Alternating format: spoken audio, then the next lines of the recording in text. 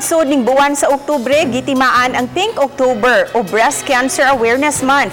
Mga advocates miawhag sa tanan, mababay man o malalaki, nga magmaigmat o kanunay gayud nga susihon ang ilang panlawas. Ano ang report ni Nico Sereno? Ang mga advocates nga mihan ay og lain-laing kalihukan ning buwana nanawagan sa katawhan hingusga ng early detection. Regular nga pagsusi sa dughan aron mabantayan kun do na bay bugon nga mitubo. Breast cancer is the most treatable form of cancer if detected earlier. Why? It's localized.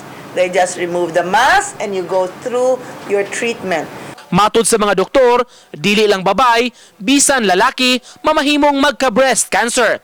Matod sa City Health Officer sa Mandaue, karong bag-o lang, dunay lalaki nga natala nga nagkasakit niini. Once they know that there is a node or na yung nagbugon, usually mauwaw man sila kay they think babae ray mag-breast cancer.